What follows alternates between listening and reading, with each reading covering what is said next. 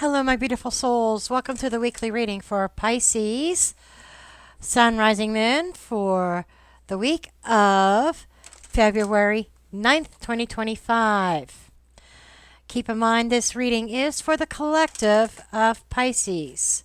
So, not all messages will resonate. Only take what does, leave the rest behind, and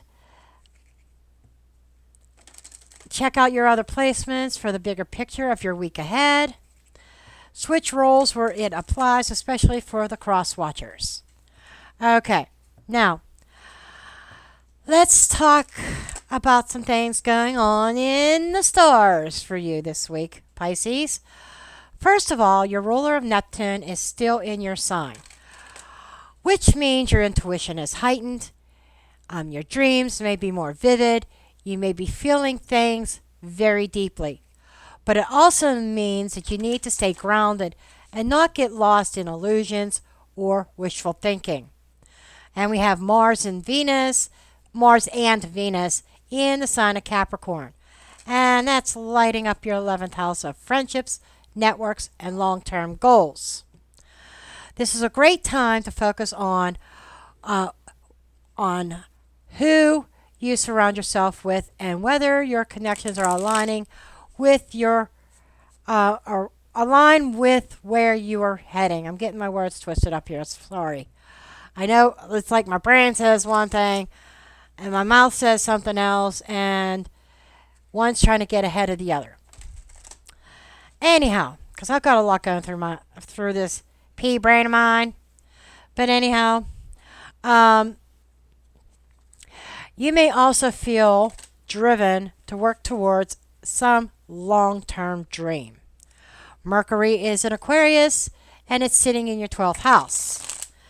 The 12th house is the house of the hidden realm, the subconscious. It's also hidden enemies and endings.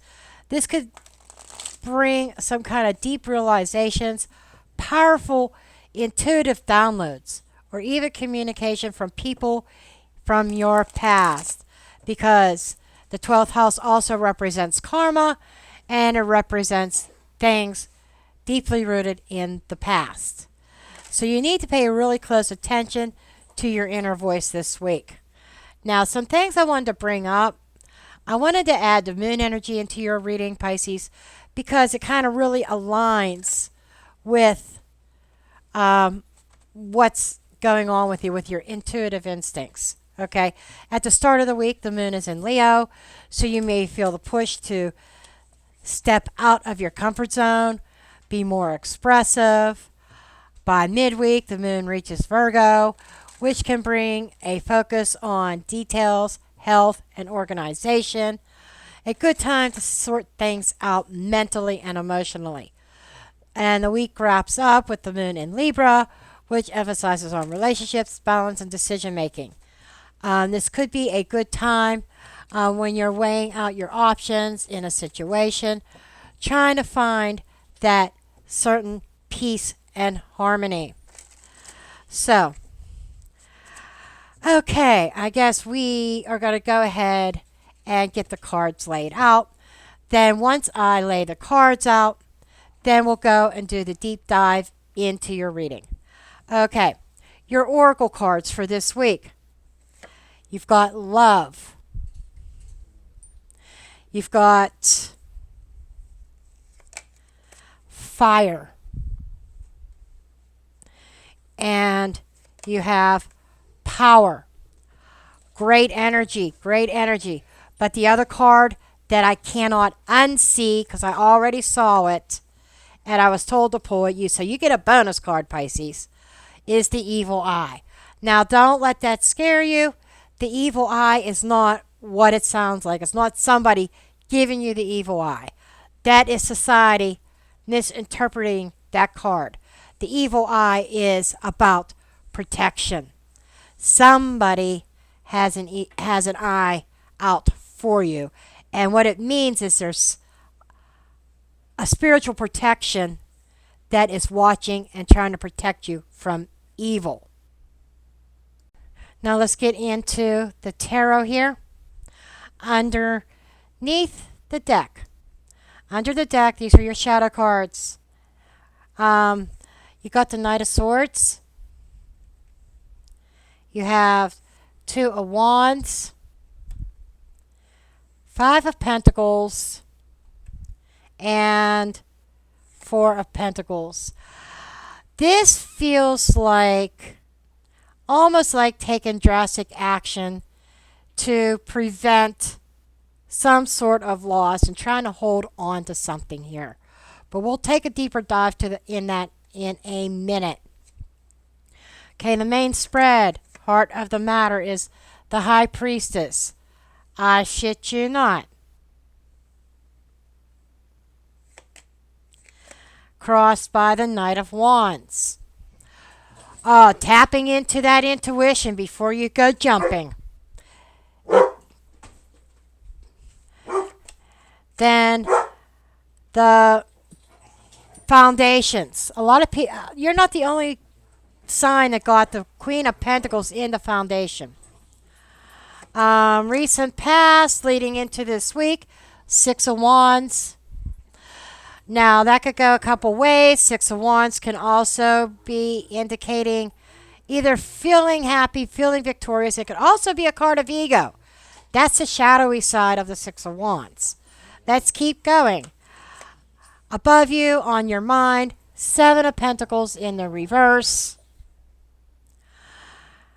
And moving forward through the week, as in the near future, Seven of Swords. Now, I could see some of the astrology playing out here, being careful not to get caught up in illusions. Okay? Now, things that may be hidden from you that you may not be aware of. We have the Page of Cups. I wonder if that's a secret crush.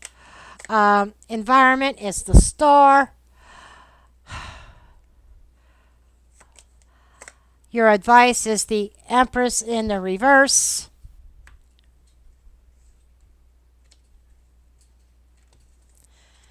And potential outcome for the end of the week is the Queen of Swords. Man, there's a lot of interesting energy here. A little bit of a mix-up. A mix of energies, actually. Okay, you got love here. Love is a major theme, whether it's romantic, self-love, or people who truly have your back. Fire is that passion, that drive, that intensity that's building up. You may feel more motivated, more expressive, more willing to go after what you want. Hey, puppies, you guys got to stop. Get out. I'm going to close that door. Sorry, Pisces, sorry. I guess dogs will be dogs. Anyhow. So, and kind of adding another layer to this, the passion and the love. There might be some kind of inferno going on, if you catch my drift. There might be a love interest this week, and it's hot. And I'll leave it at that. And powerful with the Power card. I'll just leave it at that. Okay? But also, the Power is you stepping into your strength. You may have been feeling uncertain about something, but this week will show you just how much control you actually really have. And like I said, the bonus card, the Evil Eye. I'd already mentioned that it's a card of protection, and the Evil Eye is not a bad thing. If you've been feeling off about something, been feeling drained, or like someone's working against you, the universe has your back. And that's what that Evil Eye is telling you. The universe has got your back this week. Okay? So right away, this is saying that you're in a very energetically charged week. Something is shifting, and you're being guided to trust yourself while staying grounded. Now, let's take a look at these cards underneath the surface here. With a Knight of Swords, Two of Wands, Five of Pentacles, Four of Pentacles. This feels like some drastic action to prevent a loss or trying to hold on to something. The Knight of Swords is fast, it's impulsive, it's sometimes reckless even. And it's like you feel this urgency to act now. But why? Why? 2 of Wands says that you've been at this crossroads, deciding on a direction now. You're about to choose. There is a decision this week. 5 of Pentacles is a fear of lack, being left out, or maybe even some financial or emotional struggles. 4 of Pentacles is clingy energy, trying to hold on to something tightly, whether it's a relationship, a situation, or just security in itself. It could also be a card of protection, protecting your heart, okay? And I just realized they're not all in frame. Limited space here. Limited space. But regardless, this just feels like there is a sense of urgency when maybe there really isn't, if that makes sense. It's like a little bit of anxiousness, a little bit of impulsiveness. You're feeling rushed, like you have to act. But you need to be mindful of fear-based decisions. And the astrology this week, the Mercury in Aquarius, Mars, Venus in Capricorn, is pushing long-term thinking over impulsive action. Okay, now, at the heart of the matter, okay, you've got that High Priestess and the Knight of Wands here. Your intuition is on fire this week, Pisces. The High Priestess is your card. One of your cards. It says that you're seeing things from beneath the surface. Trust your gut, okay? But it's crossed by that Knight of Wands. And so you might feel tempted to jump into something before fully understanding it, before fully being clear, just for the excitement, the allure of it, okay? And maybe your intuition is screaming at you, and you might be ignoring it. And this feels like the urgency around this is not so much about you having to act, but you having to trust your intuition. Pull back and listen to that intuition. This week is where patience is key. Feel things out before acting impulsively, even if there is that urgency or that excitement around it. Okay?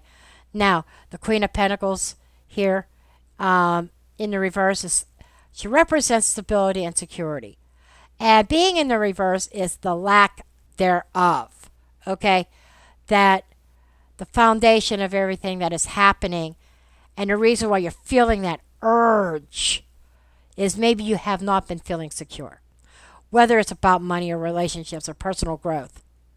You're so focused on maybe your worth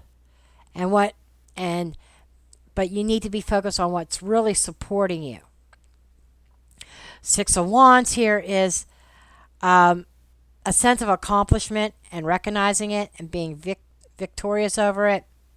But yet, as I mentioned before, when I was laying it out, there's ego there.